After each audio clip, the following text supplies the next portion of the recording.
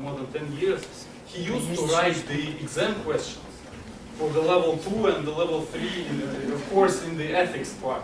So listen to the guy is essential for those who are in the near future or at some point are planning to take the CFA exam. By the way, could you please raise the hand who is currently enrolled in the CFA program or is about to take some level 1, level 2, level 3 of the CFA exam? Anyone? Oh, good. Good, yeah. And I guess more people are familiar with the institute. All right. Thank you. All right. Good afternoon, everyone. Michael McMillan, CFA Institute, CFA charter holder. I've worked at the Institute this is my 10th year. Yes, as Yvonne said, I used to grade the CFA exam, and I used to rate the CFA exam questions, not only in ethics, but in financial statement analysis and equity analysis before actually becoming an employee of CFA Institute. So today we're going to talk about ethics, but here is how our discussion today is going to differ from what you might see on the CFA exam. So every single ethics question on the CFA exam has one right answer and two wrong answers. But in real life, most ethical dilemmas do not have a clear right or wrong answer. They fall in this gray area. So today, I'm going to place you in real-life ethical dilemmas that people have told me about, and you are going to get an opportunity to vote on what you would do in this particular situation. Is everybody with me on that? Yes? Okay. So now, I'm sure your professor to ask you when class begins to put away your cellular phone. Is that correct? No. No? Well, play along with me. Say yes. In this particular situation, well, wait. I'm going to ask you in about 2 or 3 minutes, I'm going to ask you to get out your cell phone or your tablet or your laptop, whatever, because you're going to use that electronic device to vote on what you would do in the ethical dilemma that I place you in. Is everybody with me on that? Okay, great. So let's get started. Here's a little background on the CFA program. We started in 1963, and at the time we began, there were 284 people who sat for the CFA exam. And at that point, the pass rate was 94%. Pretty good. Last year we had, in 2016, we had more than 205,000 people sit for the exam, and in that case, the overall pass rate was 46%. That was in 2016. This year, in 2017, we had over 226,000 people sit for the exam. So I show you this just to emphasize the point that the CFA designation is a global exam. 112,000 people, or 48% of all of the candidates, came from the Asia-Pacific region. China, Hong Kong, Singapore, Australia, Malaysia. Whereas 34% came from the Americas. And this is just to emphasize again that the designation is a global designation.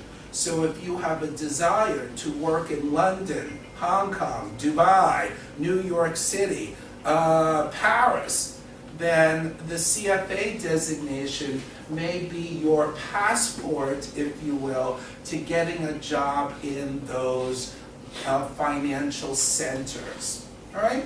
So I'm going to go back for a second. As you may know, the exam there are 3 levels of the exam. Level 1 is given twice a year in December and June, and levels 2 and 3 are given once a year in June. So you can take all 3 levels of the CFA exam and pass. Well, you can pass and take all 3 levels of the CFA exam and get your charter in 2.5 years. Any questions about anything I've said so far? I have one question. Is it necessary to take the level 2 of CFA during your work experience? Oh, okay. That is a good question. You do not have to have any work experience to sit for any level of the exams. All right? So you can take and pass all 3 levels of the exam without any work experience. However, you will not receive your CFA designation, nor will you be able to use the CFA letters until you have completed 4 years of relevant work experience. So as soon as you finish those four years of relevant work experience, you just contact CFA Institute, tell us what your work experience has been, and we will send the charter out for you, and then you can start ordering new business cards with the CFA. All right? Now, here's what's also good is, if you have passed all 3 levels of the exam, but you're just waiting to complete your work experience, you can still put on your resume, have taken and passed all 3 levels of the CFA exam. And that really means a lot to an employer, because it shows that you have taken the initiative to study and do all of the hard work. And the easiest part about this is working for 4 years. And when we talk about relevant work experience, it's a very broad definition. And relevant work experience is anything investment related or anything involved with financial statement analysis or evaluation. So it's a very broad definition, and if you go on our website, we have a description of what we mean by relevant work experience. You can also email us and say, this is what I have done, or this is what I am doing, does this qualify? The only thing I will say is it has to be full-time work experience. All right? And no, being an Uber driver does not qualify. Okay, all right, so anyway. Yay. So here's the mission of the Institute. But the reason why I bring this up is because we changed our mission after the financial crisis. Before the financial crisis, our mission was to lead the investment profession globally by promoting the highest standards of ethics, education, and professional excellence, period. After the financial crisis, we added this last line for the ultimate benefit of society, because it truly was society, the global society, that suffered as a result of the financial crisis. People lost their homes, people lost their jobs, and many people lost their financial savings. So at CFA Institute, we believe that if we're able to increase the educational level of investment professionals in our industry, and if we're able to raise the ethical behavior of investment professionals in our industry, that will ultimately benefit society. So, This is how we define ethics at the or ethical behavior at the Institute. Ethical behavior is doing the right thing when no one else is watching, even when doing the wrong thing is legal. One of the reasons why there's been such anger directed at the investment profession, especially after the financial crisis, is because so many of the activities that led up to the financial crisis were legal, but they weren't ethical. And although I'll mention this later, I will say that the law represents the minimum standard that we all must follow. Ethics represents a much higher standard. And one of the reasons why employers like to hire CFA charter holders is because, one, they know that we have studied ethics and have been tested on ethics on all 3 levels of the CFA exam. They also know that as CFA charter holders, we have to live up to and adhere to the CFA Code of Ethics and Standards of Professional Conduct. So as CFA charter holders, we cannot do just what is legal. We have to live up to a much higher standard and do what is ethical. And by the way, this will be an interactive discussion, if you will. So if you have any questions on anything that I am saying, by all means, just stop and ask. Okay? All right, so let me ask you, now I get to ask you questions. Why should you act ethically? Yes, sir. May I ask you a question? Yes, please. This question is from my real experience, actually. When I studied the ethics for 3 years and passed all 3 exams, and I approached my job, my employer, and they actually introduced me to some trade-off. Either I sell some products, right, and make a profit for my employer, right, or I do some ethical things and explain to my clients every stuff about, for example, soft fees and all stuff like this. Yes. After this, I always wanted to ask these questions to any representatives from the CFA Institute. Okay. Actually, what shall I do in this situation? Okay, no, that is actually a really good question, and I'm going to answer that in a little while because I have a slide that directly addresses your question. All right, so hold that, but I definitely will. So, let me ask you, why should you act ethically? And I'm going to ask you, sir, why should you act ethically? I don't know, it's, for example, I don't know, I really don't know. You don't know why you should act ethically? Why should you act ethically? To do it legally? Okay, so you don't break the law, so you stay out of jail. Okay, why should you act ethically? Maybe I want to be in harmony with myself. Ooh, I like that. Maybe you want to be in harmony with yourself. That's actually a good answer. Yes? Because our actions may affect on someone's. Because your actions may have because if you're not ethical, your actions could have a negative effect on someone. Yes. Well, here's why I think you should act ethically. And it's very close to your response.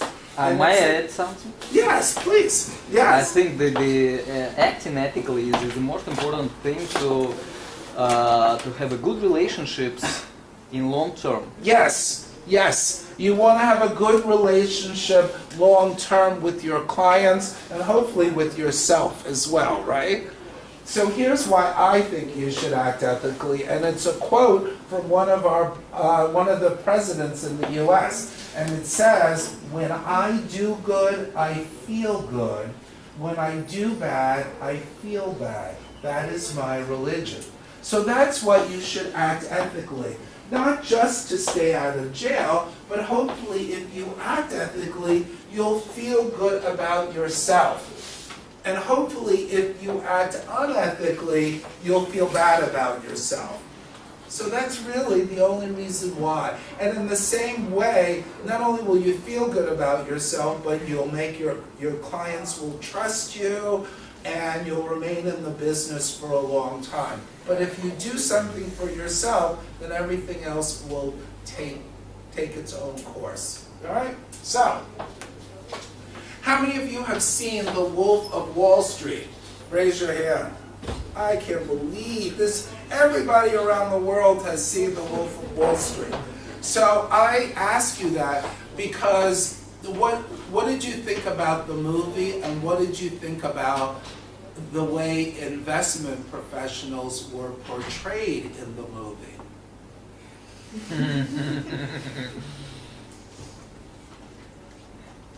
No, Okay.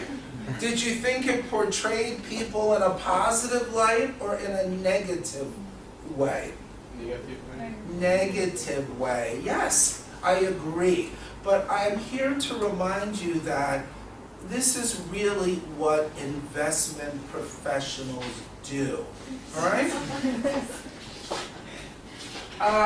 First of all, we communicate knowledge and information to our clients. They come to us because they don't understand the financial markets, or they don't understand how to invest. We will communicate the knowledge and information about how to invest to them. Another thing we do is cause change, hopefully positive change in their lives. Clients are coming to us, and our goal is to help them achieve their objectives. Whether it is saving for retirement, whether it's saving to purchase a home, or for their children's education, our goal is to help them create positive change in their lives. Another thing that we do is we instruct and guide them. We tell them, these are the things that you need to do to achieve those goals. And they come back to you every quarter, or you visit with them every quarter and provide them with guidance on how well they are achieving their objectives. And then lastly, we are exercising the skills and knowledge that we obtain at university, as well as through the CFA program, to act solely in their best interest. So this is really what we are doing. And I have to tell you something, I'm a former accounting and finance professor myself. And something that sometimes is not emphasized enough when you are learning about finance is that the goal of finance is really to benefit society. As investment or finance professionals, you are bringing together those people who have money with those people who need capital to help build buildings, create infrastructure, etc. So that's really what we're trying to do. Just like a doctor or a lawyer contributes to society, so do finance professionals. And I think that's often lost in movies such as The Wolf of Wall Street or whatever. All right? So, here's how we define ethics at the Institute. Ethics begins with education. Every investment professional needs to know the laws, the rules, and the regulations in the countries in which they're doing business. So ethics begins with education. Equally as important, ethics requires thinking. Thinking about honesty, integrity, character, and this last one is stewardship. And this is what I mean by stewardship. Think about the last time that you went to the doctor.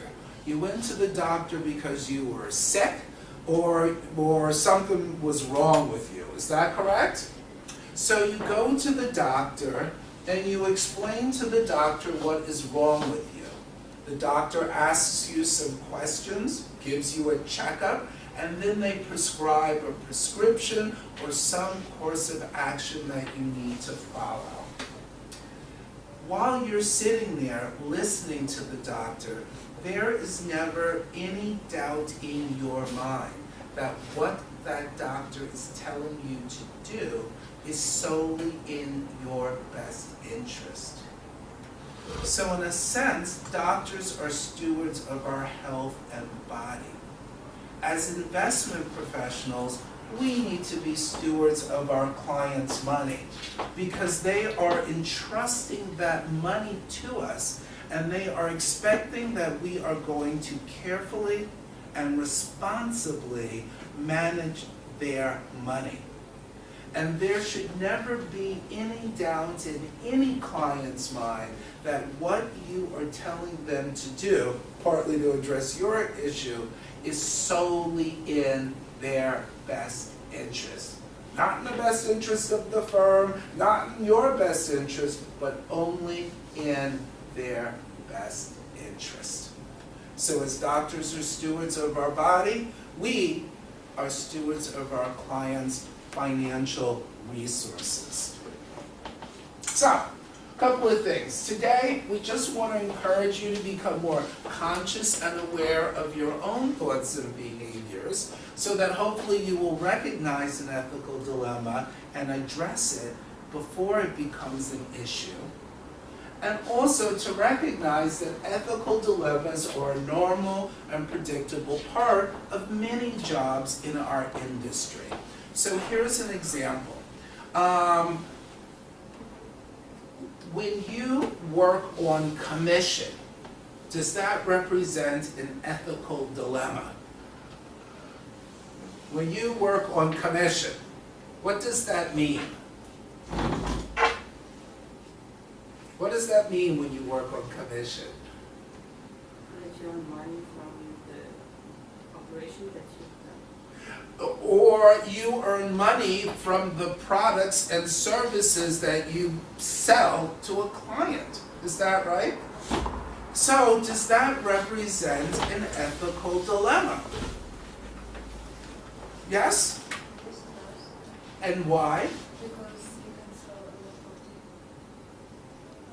of product to the person and get the commission, but the person won't benefit. Okay, so when you work on commission, you face a conflict of interest. So are you selling these products to the client because it's in their best interest? Or are you selling these products to the client because it's at the end of the month and you have to pay your rent and you have to pay your car for your car, etc. Right? Now, this is not to say that anyone who works on commission is unethical. I am not saying that at all. All I'm saying is anyone who works on commission faces this ethical dilemma every single day.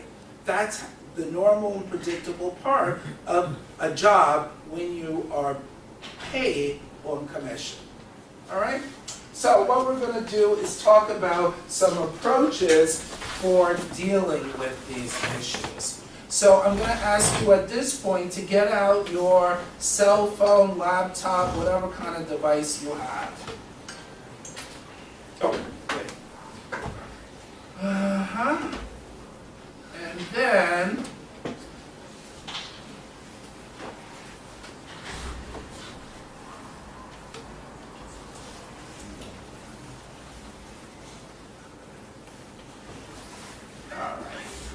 And then I'm going to ask you to go to this website, www.responseware.com. Yes, please, please, please. Okay.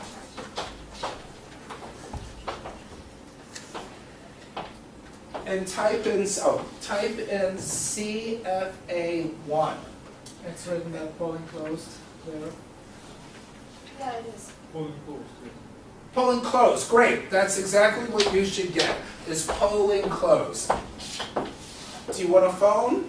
Do you want to vote? No. I have extras. Come on, get it. Participate. Get your laptop. You can use your laptop or whatever you'd like. Everybody get polling closed? All right.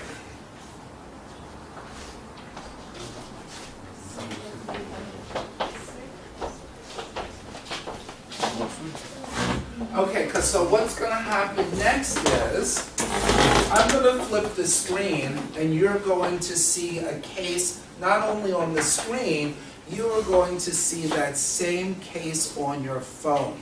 And you're going to have 4 options, A, B, C, and D. And once you read the case, of course you can discuss it with your seatmates, you're then going to press A, B, C, and D and vote. You'll vote. The votes will register. We'll talk about if there are any ethical issues involved, and then I'll show you the results. Okay?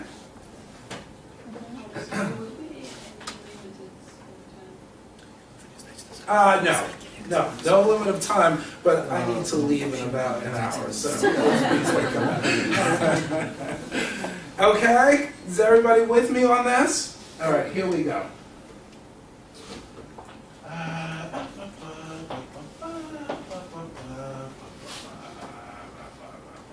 This is a quick review. All right, so here's the first situation. All right, everybody see it? Yeah. It's magic. All right, so here's the situation. Everybody see it? Yes. And if you need help logging in, just let me know. I'll come and help you. So, your boss who has hired you and has mentored you for the past 3 years is being unfairly let go because of office politics. As the sole support of her family, she is concerned about finding another job. A month before, why does it look closed on you? It's okay.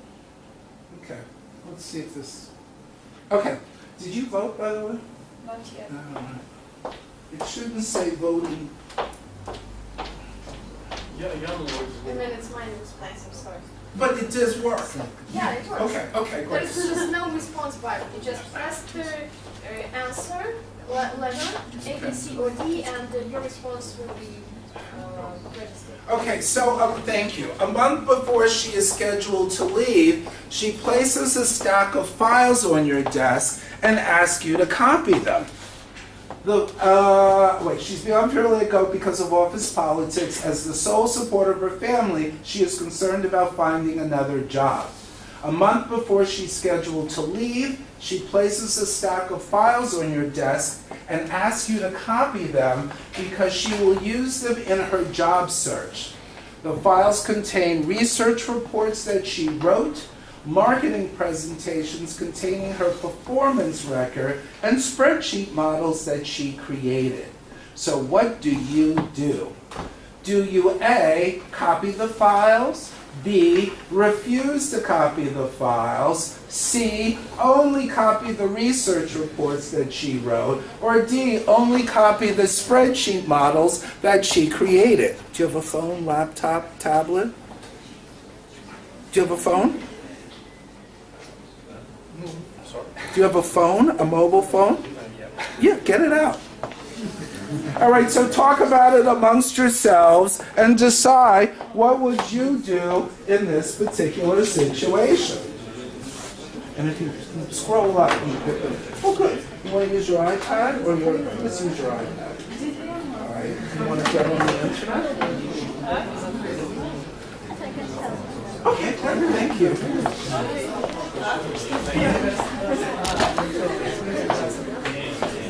All right.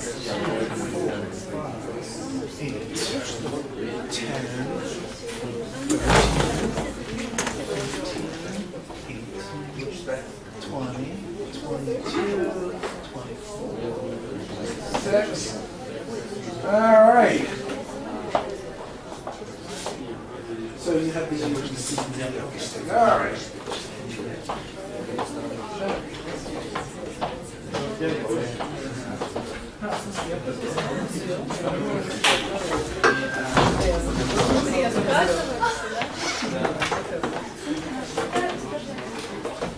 All right, so the votes are coming in. Everybody voted? As we're waiting for the stragglers, here they come. Let me just ask you this. In general, is there an ethical issue here? Yes or no? There may be not. Is there an ethical issue here? Ethical issue here?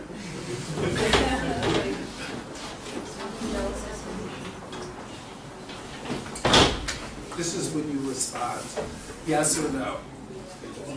Okay, and why do you think that?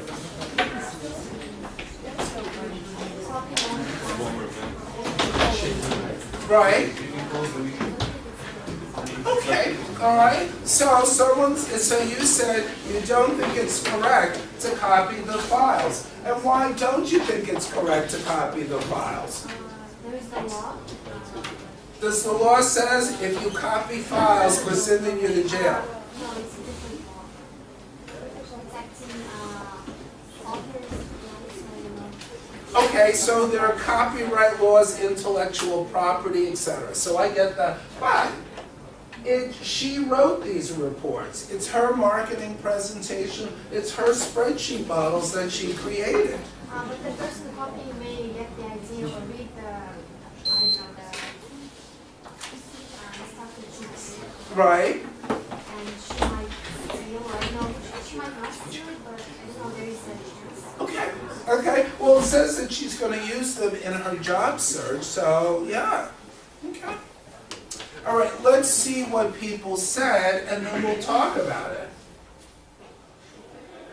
Okay. 72% of you said you would refuse to copy the files. Who said they would refuse to copy the files? And why? Why would you refuse? But wait a second. This is your boss. She's still your boss for the next month. This is the woman who hired you and has mentored you for the past 3 years. What do you mean you're going to refuse? Because the logic you created during your work, it's the property of your company, I think. Okay, so very similar to what you said. What you do while you're at work is the property of the company. So what are you going to say to her? What are you going to say to the boss who is still your boss for the next month? What do you say to the boss who's being unfairly let go because of office politics and is the sole support of her family? Yes. Yes. What are you going to say? Did you say refuse? No, I agreed to copy the file. Good. Okay. All right. Who else said refuse? What are you going to say to your boss? Don't copy yourself. Well, she's still your boss for the next month. And you're going to treat this person that way after she hired you and mentored you for the past 3 years? Yes. All right, so here is the issue with this. You're right.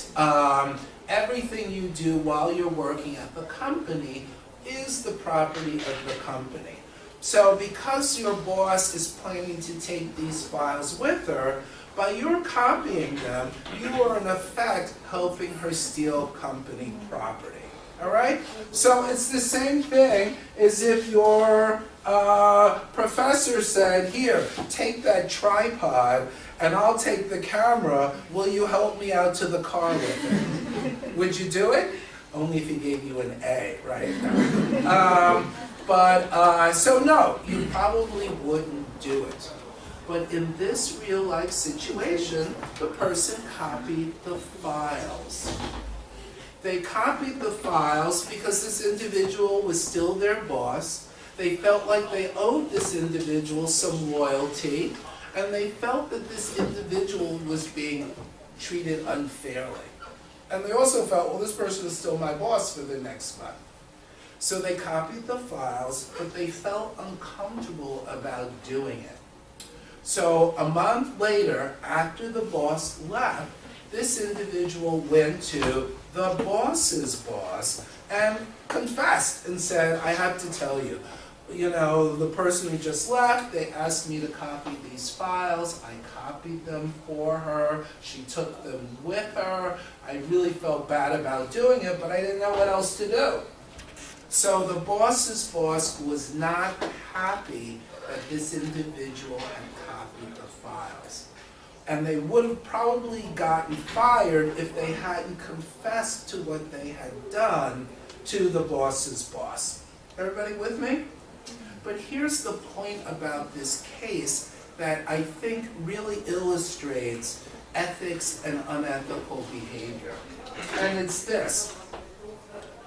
We often make unethical decisions not because we are bad people, but because we're subject to psychological biases, social and organizational factors, as well as situational influences that affect our decision making. These biases, factors, and influences lead to weaknesses in how we process information, and this is what can cause unethical behavior. So the message today is quite clear. There is a difference between unethical people and unethical behavior. And good people often behave unethically. Because think about it. Here's your boss, she hired you, and she's mentored you. Okay? So you feel like you owe some obligation to her because she's been very supportive for the past 3 years. You believe she's being unfairly let go. You know that she's the sole support of her family, so you feel some sympathy for her, and she's still your boss for the next month. So in that particular situation, you're going to copy the files. All right? So here are some of the factors that can lead even good people to make unethical decisions. Obedience to authority. Our boss asks us to do something, we do it without thinking about the ethical nature of what they're asking us to do. Conformity bias. We see other people doing something and we do it also, again, without really thinking about the ethical issues behind what we see all these other people doing. Incrementalism, that gradual slide down the slippery slope. Have you ever heard of the boiling frog syndrome? Right? Boiling frog syndrome is this, and as I say, don't try this at home. You look like you would try this at home. Anyway, so here's what I mean. If you put a frog in boiling water, it will immediately jump out because it knows the water is hot. But if you put the frog in cold water or lukewarm water and you slowly turn up the heat, the frog will boil to death because the frog will not notice the gradual change in the temperature of the water. And this is what we mean by incrementalism. If you start doing small things that are unethical, it's a small thing, or if you're around people who are doing small things that are unethical, and then as the seriousness of the unethical behavior increases, you're really not going to notice it because you're used to it. All right? So incrementalism. And this last one is overconfident. And so let me ask you this. Who drives? Who has a car? Right? How many of you think that you are much better drivers than mostly everybody else around the road? Yes? Yes? Well, sometimes we have a tendency to think that we are more ethical than other people. And when we're overconfident in our own ethics, we often don't stop and think about the consequences or the perceptions of what we're doing before we do them. So these are just some of the factors that can lead people to behave unethically. Now, this is your slide. Ethics can be dangerous to your career because you may be called upon to do things that turn out to be unethical or illegal. Here are two studies that were done in the US. One was done at Harvard University. And this study found that many of its graduates received explicit instructions from their middle manager bosses or felt strong organization pressures to do things that they believed were sleazy, unethical, or sometimes illegal.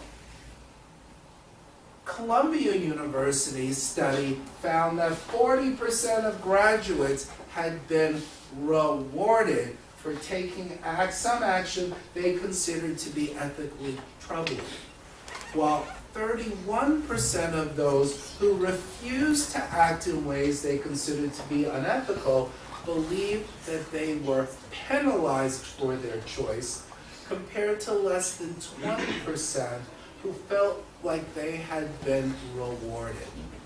Comment? Yes? Yes, these things do happen. So you need to be prepared for the fact that one day your boss or somebody else may ask you to sell something or do something that you don't feel is right. And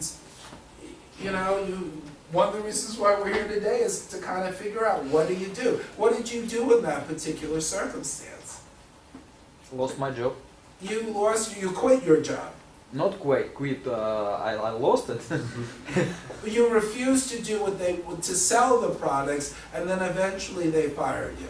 No, according to CFA ethics, I had explained everything to my clients, Right. and my performance in terms of sales Yes. were not very good Right. compared to other people.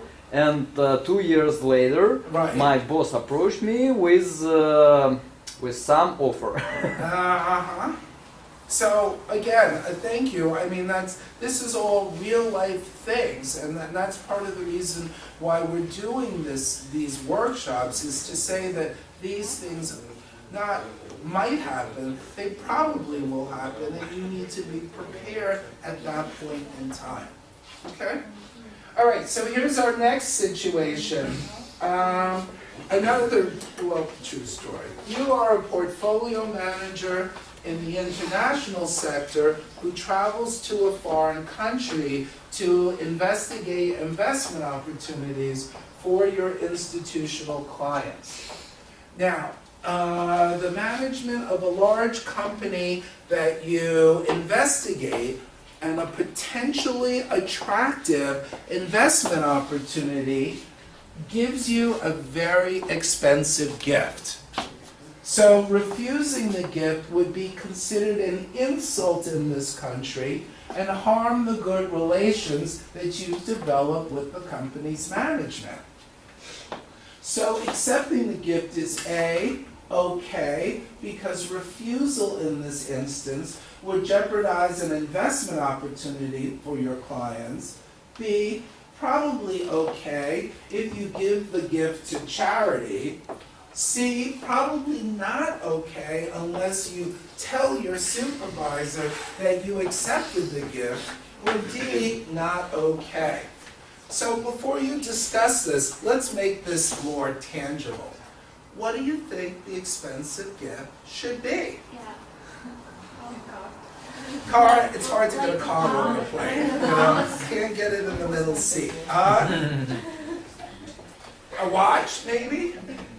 A watch? Some jewelry. How about a watch? Because it's got to be man or women, You're not going to give a man a diamond bracelet, How about a watch? How about a Rolex watch, for example, right? That's a common gift.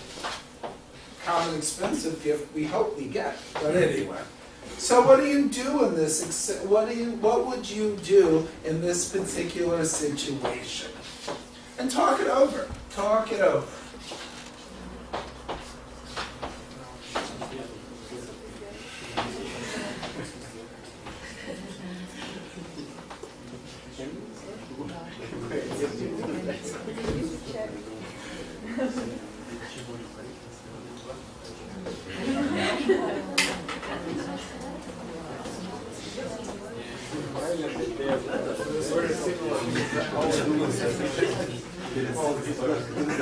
It's very similar to what? Oh, really? Yeah. Okay. All right.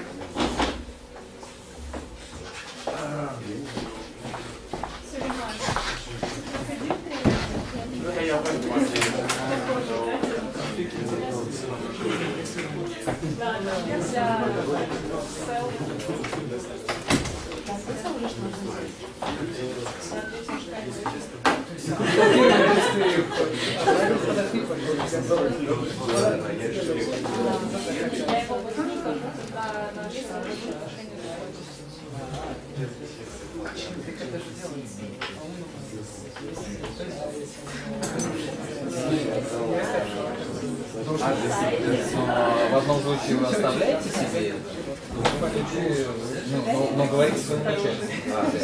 В другом случае вы просто отдаете.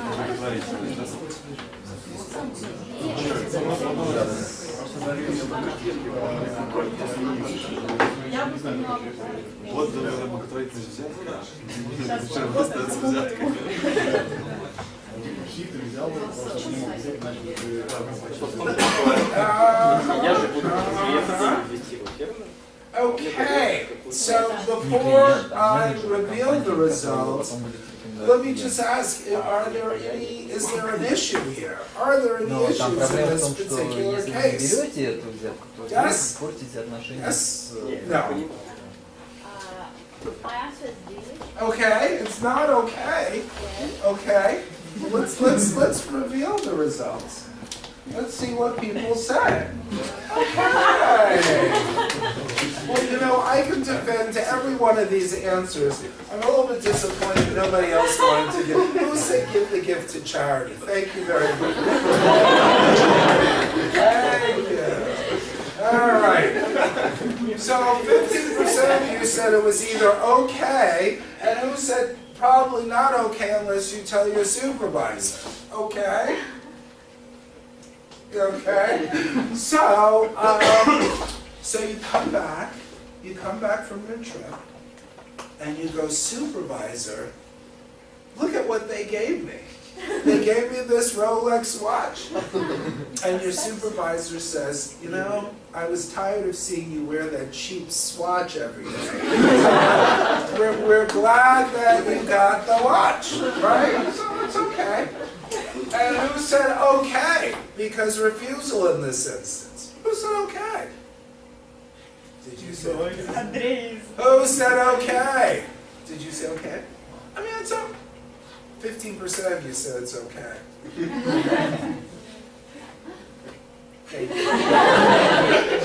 And it's okay because in many countries accepting a gift is not, or giving expensive gifts is not a form of bribery. It's just a custom or part of their culture, right? And plus, you didn't want to jeopardize this investment opportunity for your client. Is that right? Yeah, absolutely. It's all for shareholder value. And also I decided that Rolex is not a very useful item for charity. Okay. Yes, neither is a Ferrari, and you couldn't give it away. Okay. So 27, actually all 42% of you said it's okay in some way to accept the watch. Who were the other 27%? Raise your hand. Who said say? Okay. Okay. So let me ask you this. Let's suppose a week later you go visit one of your institutional clients. And you tell them about your trip to this country. And you tell them about the company that you thought is a very attractive investment candidate. Mm-hmm. The client really is very interested in what you are saying, is very excited about this opportunity. So right then and there, the client sits down and writes you out a check that they're going to give to you to invest in this company. And as you reach for the check, the client says, "Where'd you get that watch from?" And what are you going to tell the client?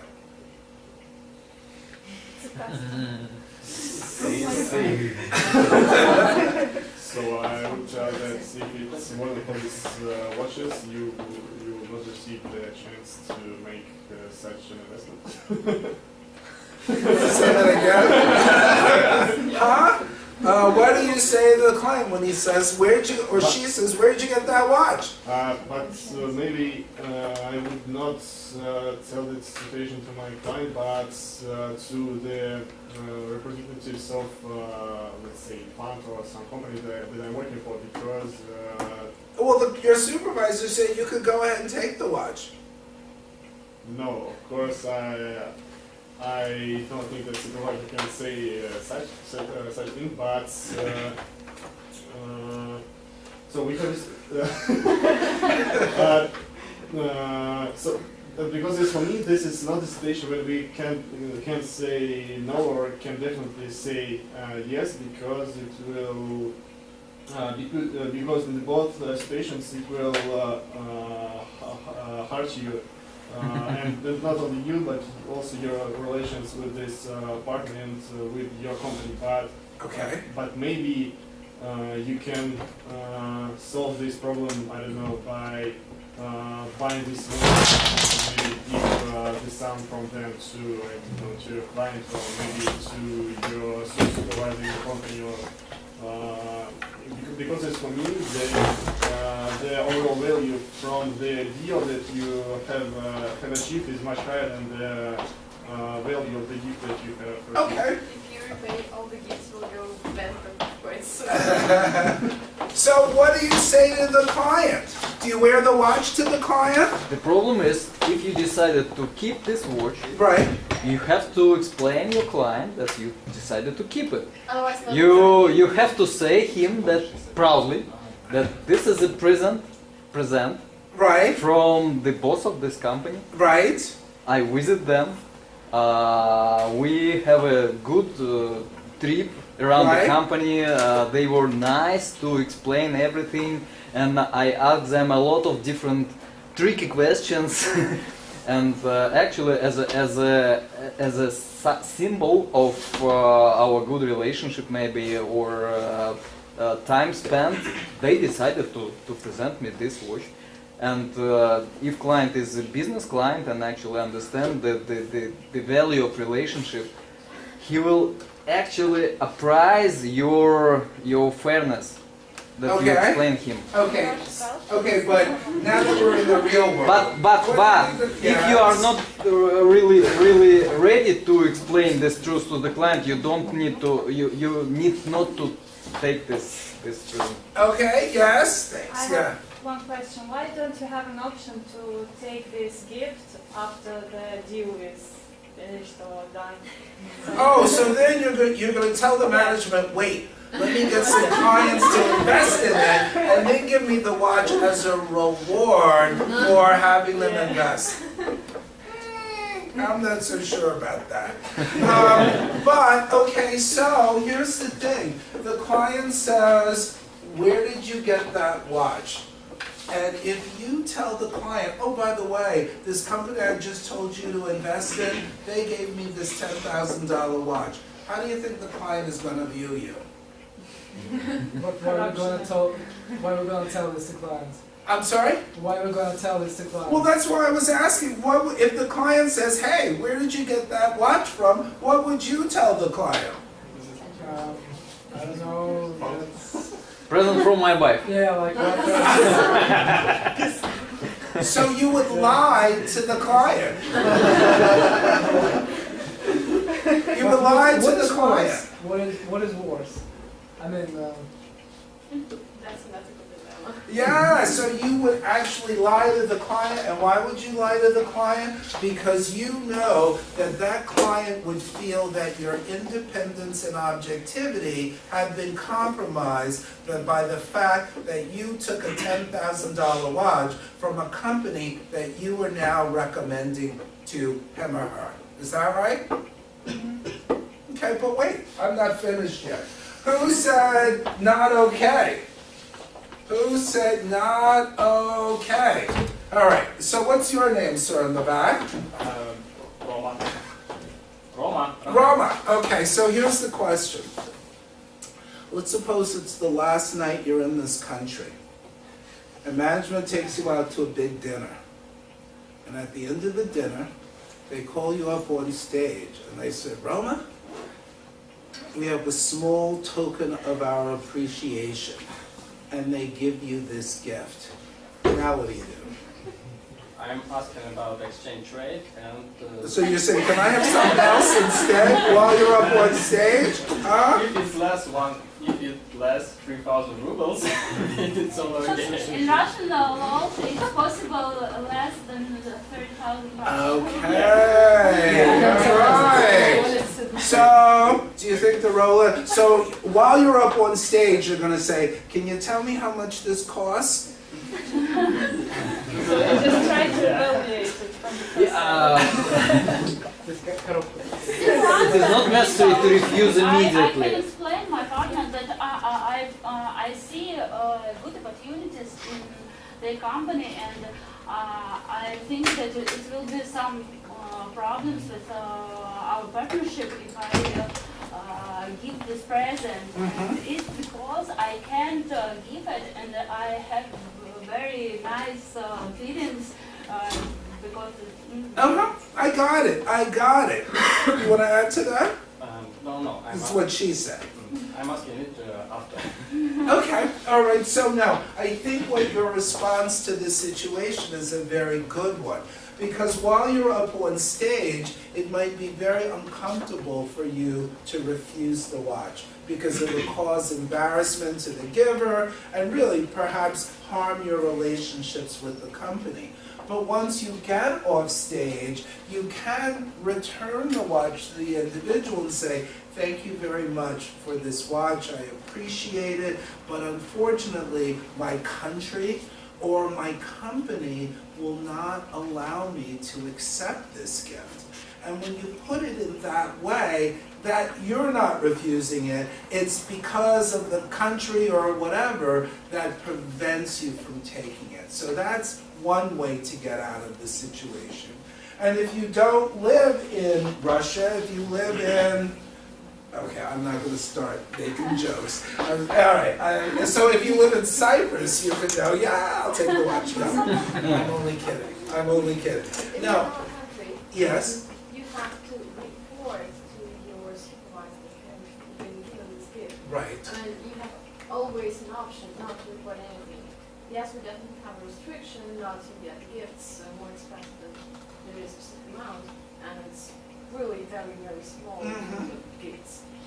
But anyway, you always have an option not to report at all, and you face another dilemma, like no one will know what they got. Right. Or I'm helping the client. Or if I don't take it, somebody else will.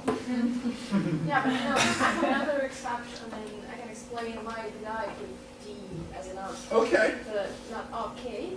I feel about this issue was like we are all in the same business, let's say investment business or finance, and all companies should adhere to, like, say, similar ethical standards. Right. Company which we are discussing now should also know the standards and should know my dilemma which I will face. Right. And ethical stuff is not about the cultural peculiarities.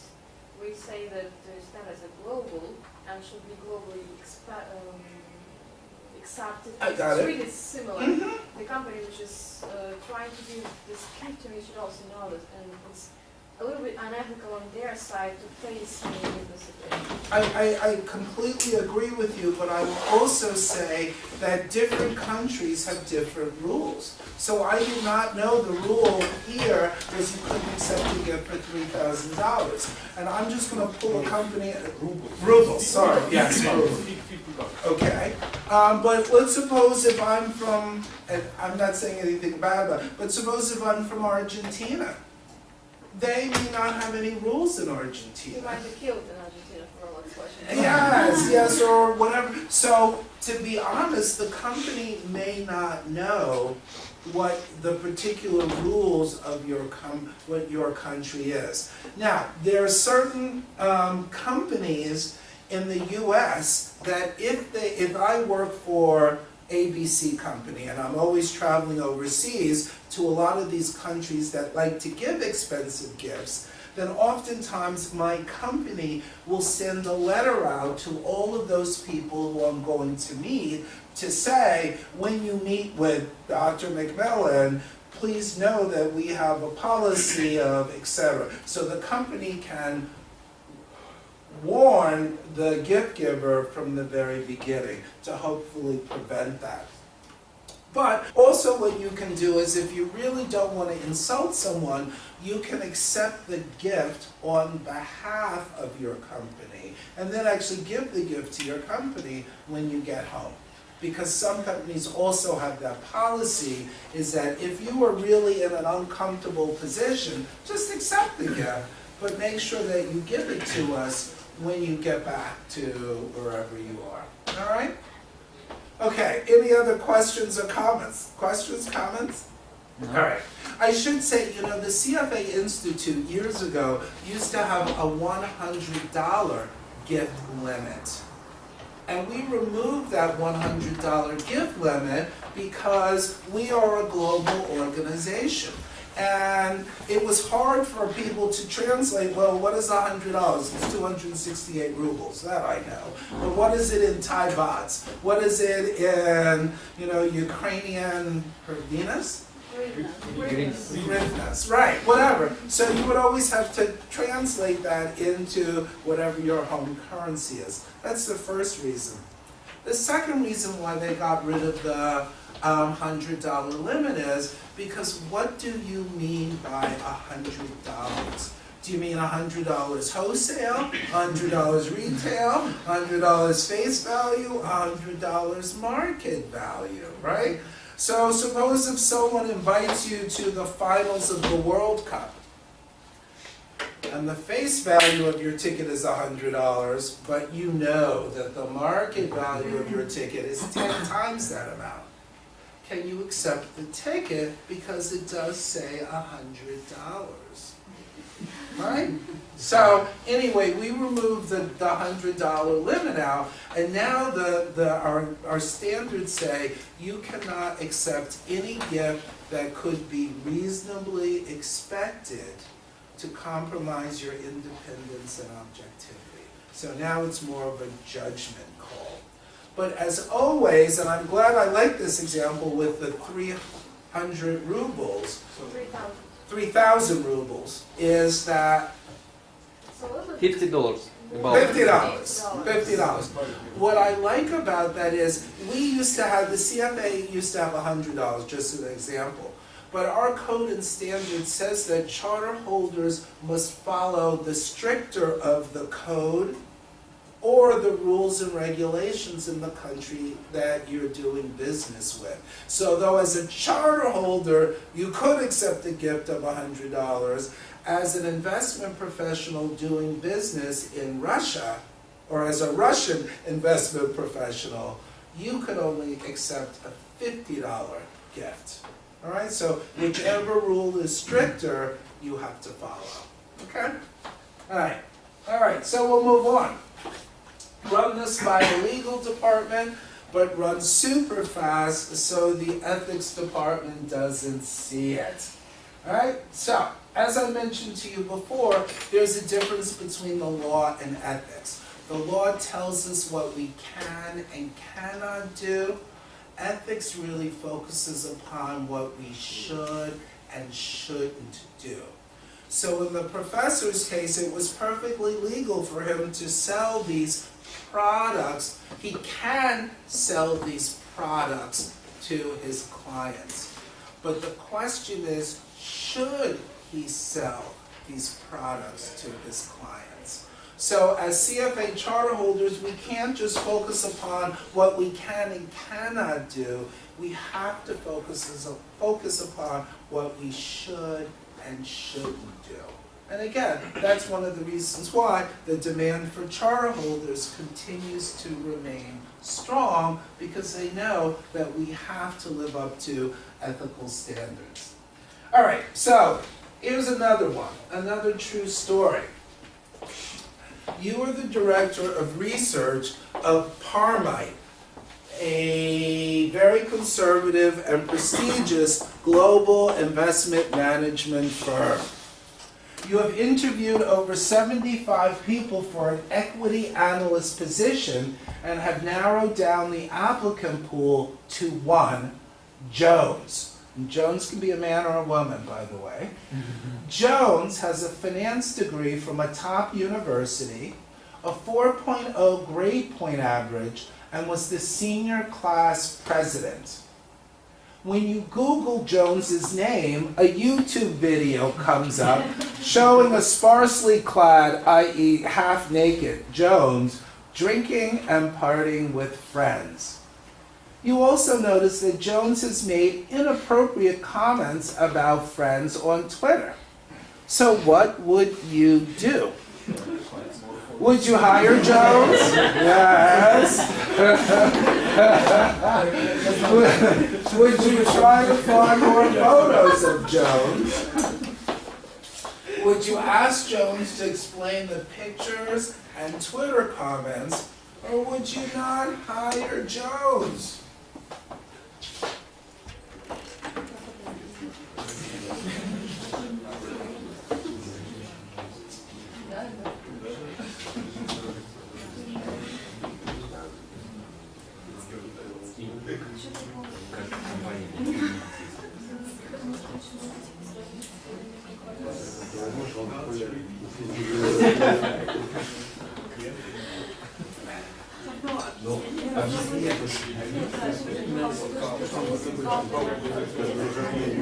Yes.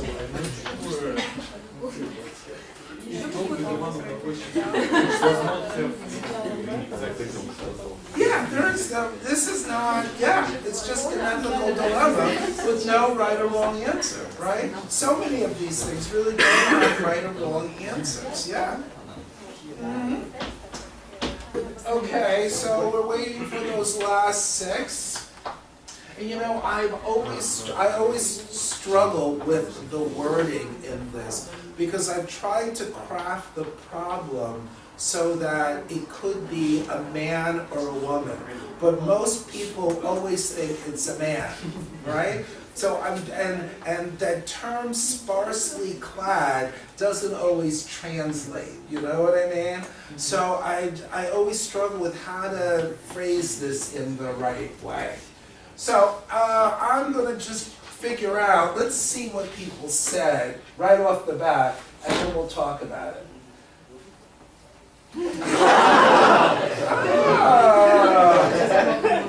So who said they will hire Jones? Why would you hire Jones? Why would you hire Jones? He would be a very good client manager for working with clients. Okay. All right, yes, sir. He is so smart and he is very interesting person. And he's very well qualified. Yes, yes. I think that's your private life is your private life, and it doesn't mean that you're basically. Oh, I completely agree. Your private life is your private life, and one should never intersect with the other. Who would try and find more photos of Jones? Ooh, yeah.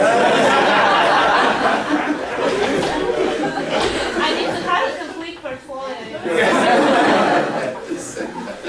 Okay, all right. So, who would not hire Jones? Why would you hire Jones? Because I suppose that his reputation can influence the reputation of our company. And by the way, if he can be found in YouTube, his private life is not private. Okay, all right. Who else wouldn't hire Jones? Who else wouldn't hire Jones? Yes. I do agree with my colleague. Oh, you don't agree. Do agree. You do agree. All right. Anybody else have a comment? Oh, let me ask you this, because I'll tell you what happened. Who said that they would ask Jones to explain the pictures? Okay, now without taking a half hour, what would you say to Jones? What would Jones have to say to you to get you to hire him or her? Well, I don't know exactly what would she or he say to me, but I think that all these photos and comments that were made by Jones before he was Or she was. Right. The prospective member of the company, so she or he didn't know maybe the internal policies. Policies and rules of the company, and maybe one can give her or him a chance to prove that these comments, I don't know, were maybe a long time ago, or were indeed inappropriate, or something like this. And one of the possible ways, if Jones is really worth being the member of the company, to delete all the files before she or he becomes the member of the company, and maybe the conflict will be solved. Okay, all right, good. No, because you really do want to give them a chance to explain, because there may be some reason for this, right? So I get that, although it's very, very hard to delete things that are out there on the internet, right? It can be very, very hard. Okay. So this is a true story, and as we were saying earlier, there really is no right or wrong answer to this. And I agree with you who said that there's a difference between your private life and what in your professional life. But this company did not hire Jones.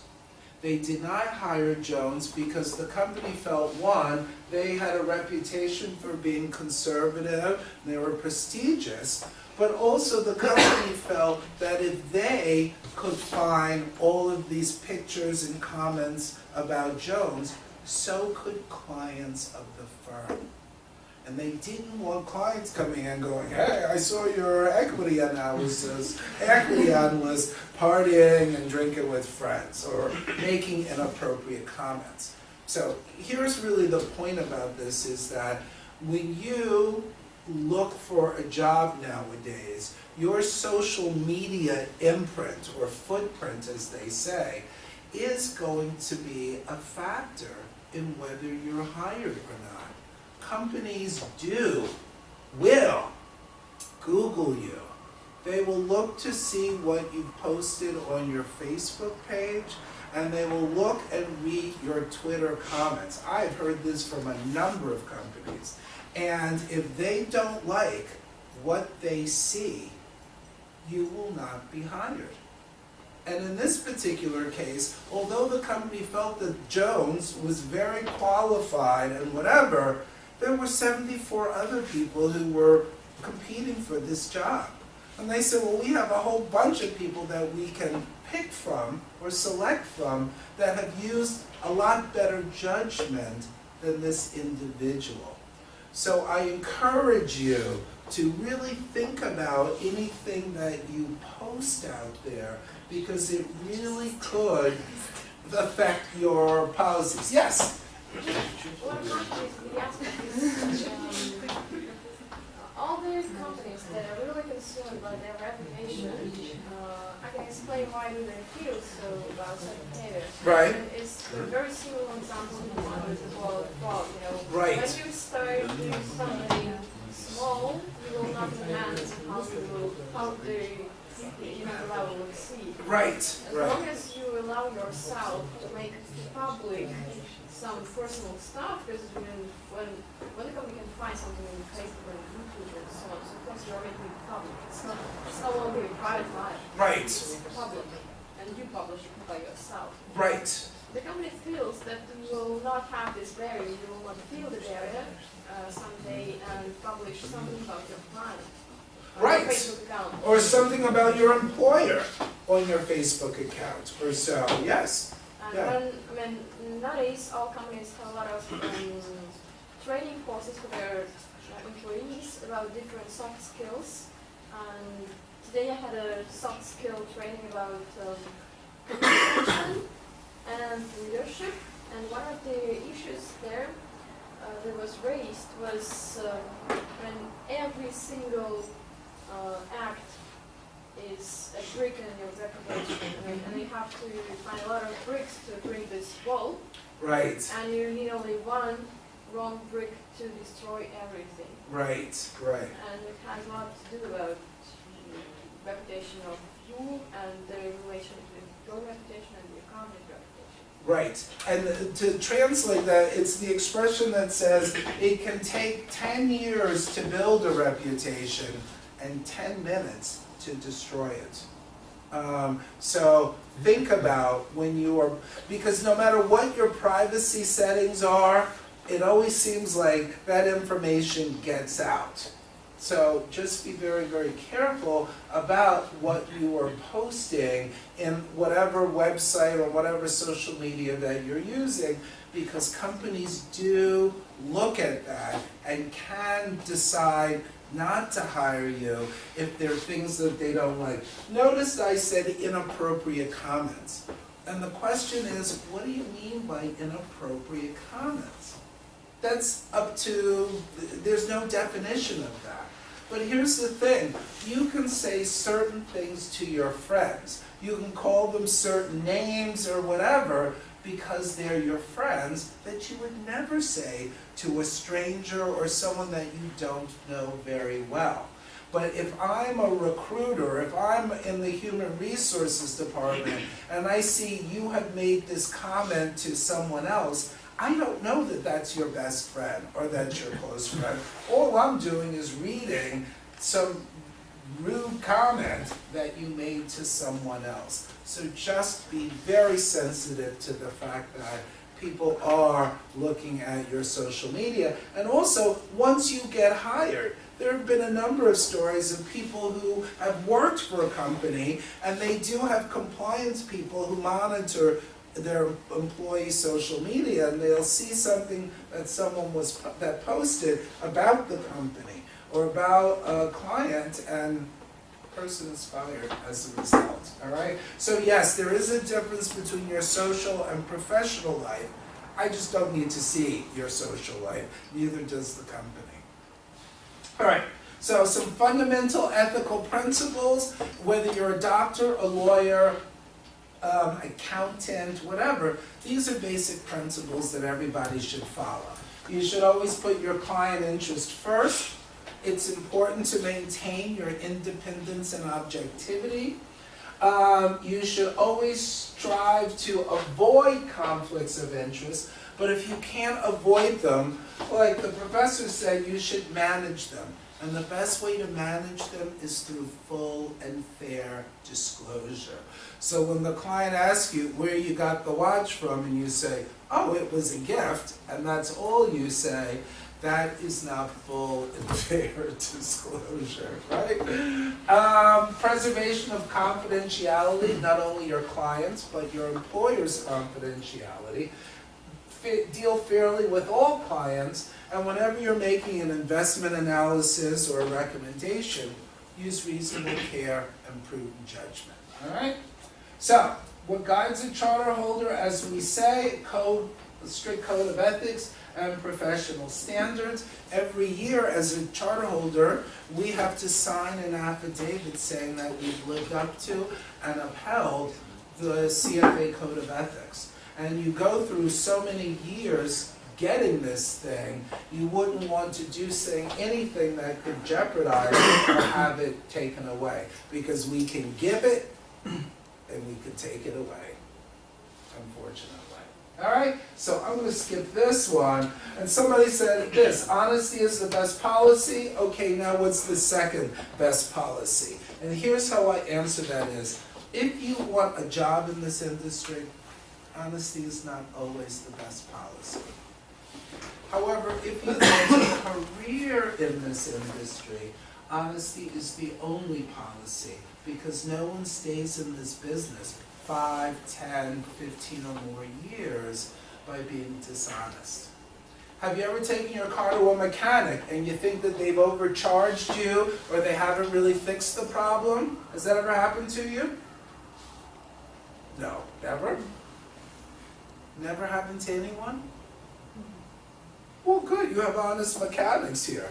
But what I was saying is, if that's ever happened to someone, what happens is they pay that mechanic, but then they never go back to use that person again because they don't trust them.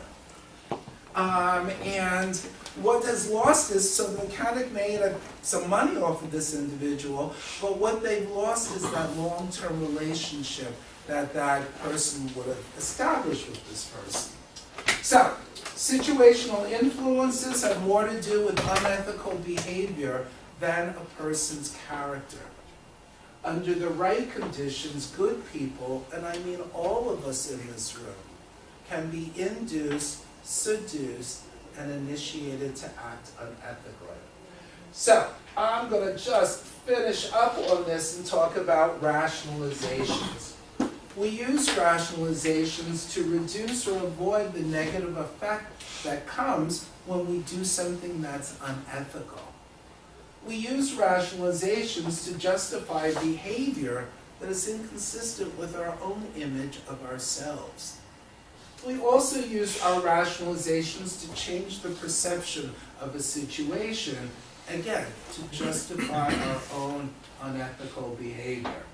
So here's some common rationalizations. Everybody else does it, so it must be okay. Everybody else is taking Rolex watches, so it must be okay. If we don't do it, that's the way they do it at firm X. So if they're doing it at their firm, why don't we do it at our firm? If we don't do it, somebody else will. Doesn't really hurt anyone. And this last one, which we are all, especially newer entrants into our industry, are subject to, is this. I want to be a team player. I want to be loyal. That's how your boss can encourage you to do something. Come on, be a team player. Be loyal to the company, right? All right, so I'm going to end it here with the last couple of comments. We started off defining ethics. It begins with education, then requires thinking about honesty, integrity, character, and stewardship. So hopefully if you're thinking about these things, you will be able to identify or acknowledge, hey, there's an ethical issue here. Determine who's faced with and owns the problem. In the case of the files, that wasn't your problem until you copied the files. Gather the relevant data, get the facts. Ask yourself, can I do this? Can I not do this? Is this legal or is it illegal? When I say test for the right versus right paradigm, ask yourself, is this ethical? Should I do this or should I not do this? Apply the resolution principles. Think, am I really putting my client interests first? Is this affecting my independence and objectivity? Am I fully and fairly disclosing all the information my client needs to know in order to make an educated decision? So, apply the resolution principles. Sometimes there are compromises that can be made. Make a decision and then reflect on what you learned from the decision. However, you should start looking for a new job if your boss asks you to do something and then says, no one will ever know. Or, this conversation never happened. Or, it doesn't matter how it gets done, as long as it gets done. So, last quote, if you don't have integrity, you have nothing. You can't buy it. You can have all the money in the world, but if you are not a moral or ethical person, you really have nothing. All right? Great. Thank you all very much. All right. Question? Yes? Yeah, for example, if I'm working at a real big company, yeah? Yes? And I knew that have a free position at another department, All right, and I know the head of that department. right. Can I give him a real good present in turn of the company, for example? Or by his side, can I accept that present? Well, here's the my question would be, what is the motivation for giving this person the present? He give me a real good position job. Yes? Changing it, but in turn of the company. Okay, so here's the problem with this is, this person, individual, gives you a great position with the company. And then you turn around and give him an expensive gift. It is going to give people the perception that the only reason why you got that job is because you gave that individual the gift. That may not be true, but in the world that we live in, perceptions can be as damaging as the actual truth about it. So to say thank you, to give, maybe take them out to lunch, not an expensive lunch or whatever, that's probably okay. But anytime you're giving like expensive gifts, then it changes people's perception of the situation. The rule about the level of money is also working in this case, yeah? The level of money, yeah, I think the level of money, because it changes the perception. Giving someone a gift of 25, how many rubles is 50 rubles? 3,000? 3,000. 50 bucks. Yes. More or less. How many rubles is that? 3,000. 3,000. Giving someone a gift for 3,000 rubles is a lot different than giving someone a gift that's worth 30,000 rubles. The intent may be the same, but the value changes things. Okay. Yes. Could you please describe the difference between CFA and CIPM? Oh, sure. Okay, the CIPM designation, which is also a CFA designation, focuses upon people who are interested in performance measurement. So you work for an investment company, and they have a benchmark. You're investing, and let's say you're investing globally, and so let's say your investment benchmark is the FTSE 100, the London Exchange. So you're going to measure the performance of a portfolio. That's what you do when you take the CIPM. You are responsible for measuring the performance of client portfolios. All right? And the CFA is much broader. The CFA has a little bit of performance measurement in it, but the CFA is really a generalist designation. So it provides anyone with the tools needed to do any role in the investment field. It's not a specialist position or a specialist designation as the CIPM is. All right? All right, anybody else? Okay, well, I think we're done. Are we done? Any other comments? Just one comment. Yes, please. There is mention of other fields where ethics will be different. Not only the CFA exam, first of all, has some ethics part. The CFA is just the institute which is paying very high attention to ethics, but as a matter of fact, the internal auditors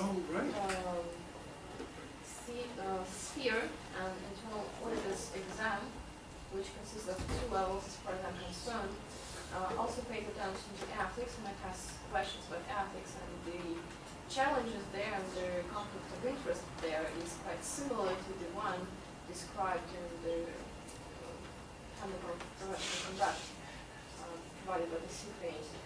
And another question is, we're also facing the ethics challenges and dilemmas daily on our regular job, and every company mostly has some specific department, which sole role is to take a look at the employee's behavior and control that it stays in some framework and that the employees comply to the policy and so on and so forth. It's either internal audit or forensic department or ethics department, however we call it, this department. You will definitely be looked at. Right. So let's take an academic. Every position, every job has ethical issues. So let me just take your example a little bit further. So it's at the end of the semester, and you get an A in this class. And then you give your professor a Mont Blanc pen. Everybody in this class is going to go, did he get that A because he earned it? Or did he get that A because he gave the professor a Mont Blanc pen? Is that right? You'd all be a little suspicious. You might be saying, thank you, Merry Christmas. They're thinking, oh man, you bribed the professor. Is that right? Yeah, for sure. Okay, so that's all we're saying. But ethics and ethical decisions, they're the same. It's just a different situation in which they're applied. But the concept is still the same, right? If we are talking about the persons and they are friends, they are very good know each other, for example. Right. And one can employ to another, for example. Right. How it can be in that case? Well, if I give my best friend a job, people are going to say, oh, the reason why you gave, no matter how qualified this individual is. No. Yeah. If he has education, for example, Yeah. and he can be a good worker. Yes. But, for example, I can find a little bit better for him. Okay, so if you give, so let me make sure I understand. You give your friend, who is very qualified and very smart, a job. Yeah, but I can find a much better employer. So why would he take From your the job? professional. Huh? Huh? Why would he take your job if you can find him a better job? No. For example, I'm a boss and I'm much better person for this place. Yeah. Oh, you Not by the way. prefer, Yeah, even though he's qualified, there's another Yes. candidates also fitting the position. well, I think you have to be honest with your friend because you want the best person for the job, not your friend. But for example, I can.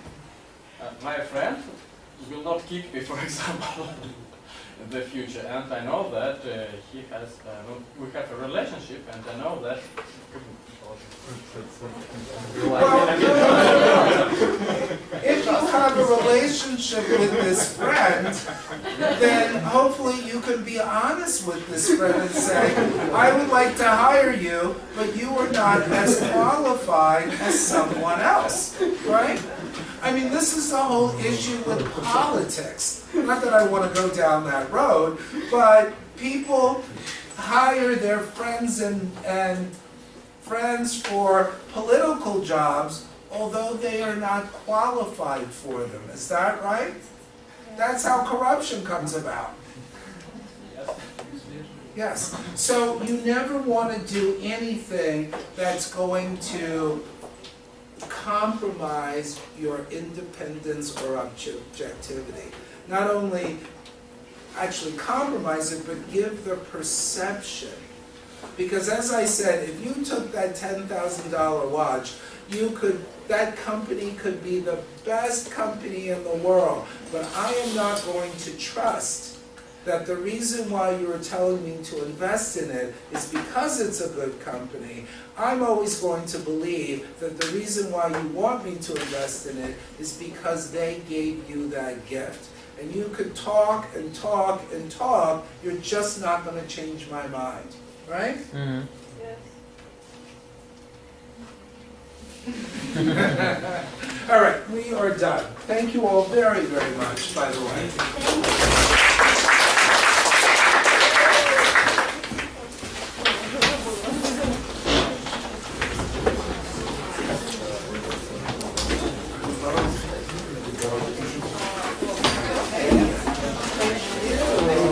Let me give you my card. That sounds like a great